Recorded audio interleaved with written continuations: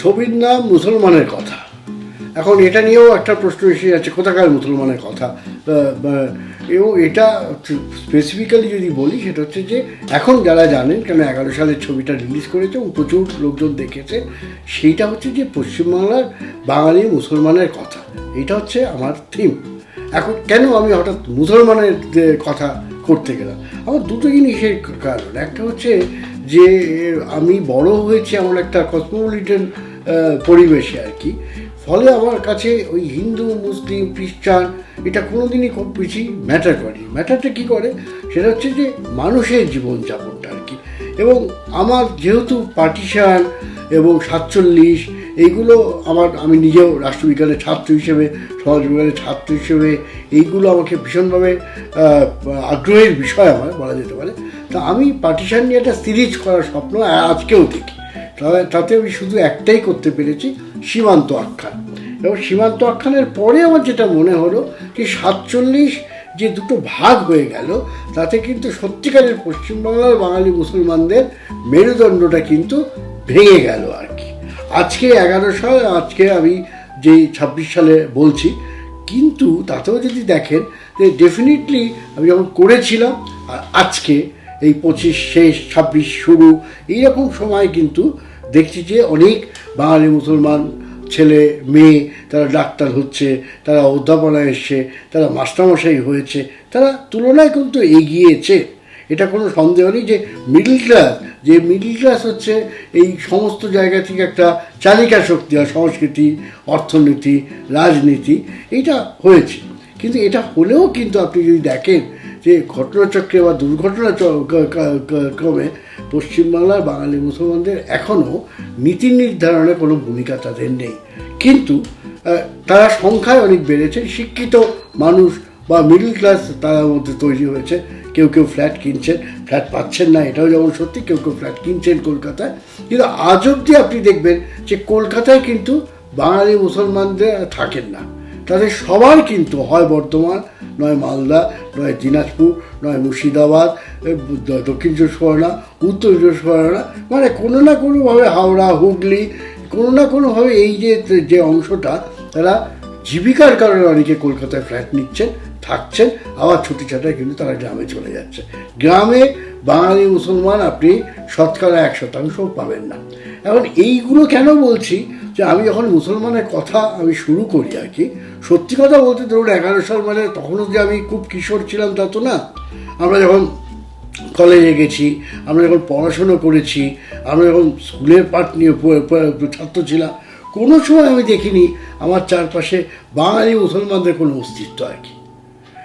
আমার তখন থেকে একটা কৌতূহল হয় এবং যখন থেকে আমি খোঁজার চেষ্টা করি যে দেশভাগে কারা ভিকটিমস হয়েছে, তাহলে আমার কিন্তু মনে হয়েছে তারা অনেকেই পছন্দ করবেন কি না জানি না, এই শুনলে এখন পরিস্থিতি যেভাবে দ্রুত পাল্টাচ্ছে, সাধারণ মানুষের মধ্যেও আমাদের কি বলবো, আমাদের বাবু ভদ্রলোকদের মধ্যে যেভাবে ঘেন্না বিদ্বেষ বাড়ছে, কিন্তু তাদের পরিষ্কার করে বলে দেওয়া দরকার আছে যে গোটা 47 পরবর্তী কলকাতা শহরের জনবিন্যাস কিন্তু পাল্টে গেছে। পশ্চিমবঙ্গেও যদি আপনি বলেন জনবিন্যাস পাল্টে গেছে। যে নদিয়ার জায়গাগুলোতে হয়তো শহরে মুসলিম জায়গা অনেক বেশি ছিল, সংখ্যা গুরু ছিলেন, তারা কিন্তু আজকে আরও গ্রামের দিকে চলে গেছে। আপনি যে মুর্শিদাবাদগুলো যদি দেখেন, মুর্শিদাবাদে দেখুন যে সেখানেও কিন্তু তুলনায় আপনি যদি জায়গায় বলেন, তাহলে আমি বলবো যে তুলনায় কিন্তু তারা এখনও কিন্তু অনেক পিছিয়ে আছে। তাদের কোনো রকমভাবে সংখ্যায় বেড়েছেন, হয়তো নার্সিংহোম করেছে কেউ, কোনো ডাক্তার, কোনো ডাক্তারের প্রসার হয়েছে, অধ্যাপক হয়েছে, আমি আগেই বলছিলাম, রিপিট করব না। কিন্তু তা সত্ত্বেও তাদের কিন্তু সেখানে যে পলিসিতে ভূমিকা নেওয়া, তাদের কিন্তু সেভাবে তাদের অধিকার এখনও তাদের তৈরি হয়। ফলে তারা সবসময় পেন্ডুলামের মতো হয় এদিকে যেতে হয় তাদের, ওদিকে যেতে হয় তাদের। কিন্তু তারা যে নিজেদের কথা তারা প্রকাশ্যে বলবেন, এইটা বলার মতো জায়গা কিন্তু সত্যি এখনও আসেনি। কিন্তু আমি কেন বলছিলাম যে আমার মনে হয়েছে এটাকেও, যে এটা একটা হিস্টোরিক্যাল ডকুমেন্টস, এটাকে যদি আপনি শিল্পের জায়গা থেকে, নন্দন তত্ত্বের জায়গা থেকে বা মুসলমানের কথা দেখেন, তাহলে হয়তো আমি নিজেও আজকে যদি ছবিটা দেখি, তাহলে আমি কিছু কিছু জায়গায় নিজেও প্রশ্ন তুলতে পারি আর কি। বাজেট নেই, কিচ্ছু নেই, এবং যখন শুরু করতে যাই তখন আমি বুঝতে পারিনি যে মুসলমানের কথাটা আমি কীভাবে কী নামই বা দেবো কেন, আর কী বা বলবো।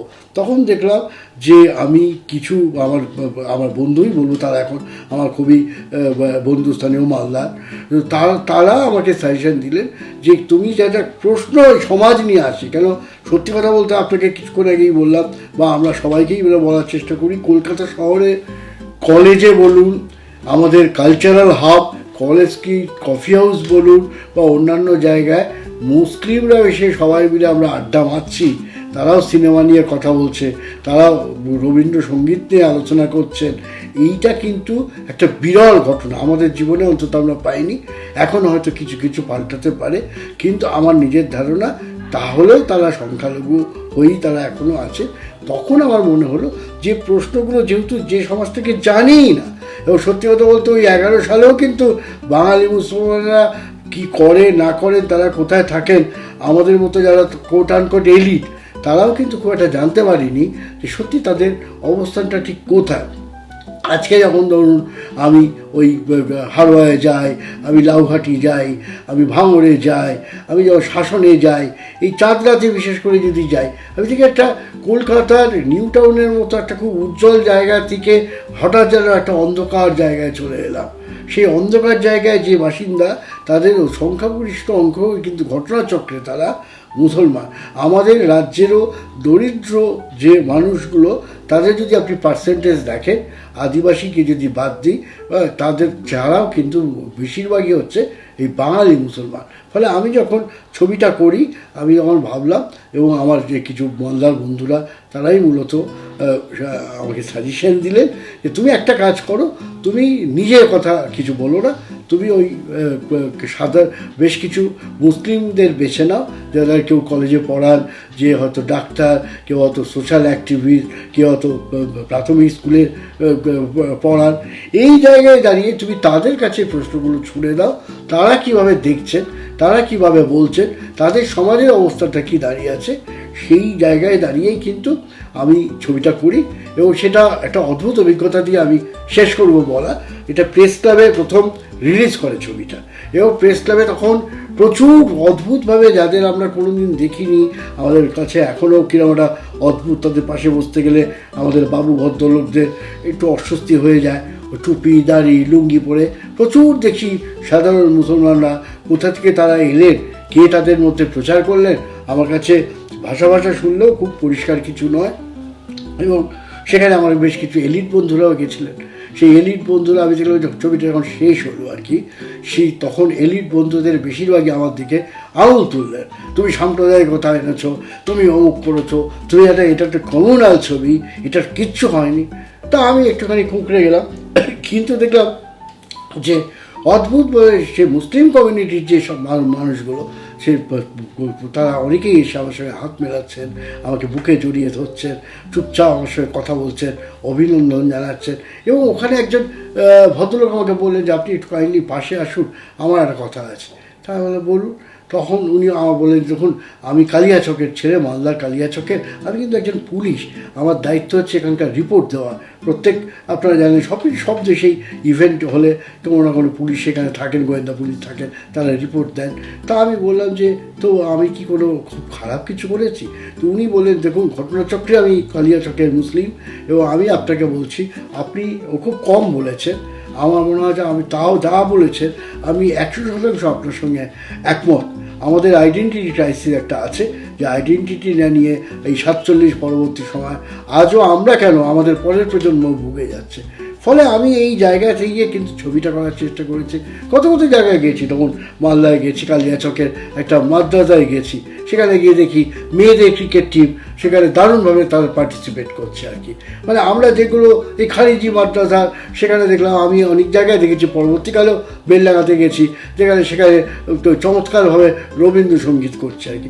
ফলে আমাদের অনেক ধারণা আছে, ও তখন আমি বলি আজও ধারণা আছে যে মাদ্রাসায় শুধু শিক্ষক হন শুধু মুসলমান, হিন্দুও যে ওখানে প্রচুর শিক্ষক হন, হিন্দু ছাত্রছাত্রীও যে সেখানে যায়, এইসব জায়গাগুলো আমি বলছি এগুলো নিয়ে আলোচনা হোক। যত দেখবেন আলোচনা হবে, দুঃখটা কোথায় জানেন? দুঃখটা হচ্ছে এই যে আমরা পরস্পরের এত বছর একসঙ্গে থেকে গেছি, আমরা প্রতিবেশী, কিন্তু সত্যিকারে বলতে আমরা কেউ কাউকে চিনি না, চেনার চেষ্টা করি না। আজকে যে অনেকে আপনারা বলছেন পরিবেশ খারাপ হয়ে যাচ্ছে, অমুক হচ্ছে তমুক হচ্ছে, মৌলবাদ বাড়ছে, তো তার জন্য দায়ী কে? আমরা যদি পরস্পরকে না চিনি তাহলে কিন্তু সমস্যা থেকে কোনোদিনই আপনি কোনো সমাধানে বেরোতে পারবেন না।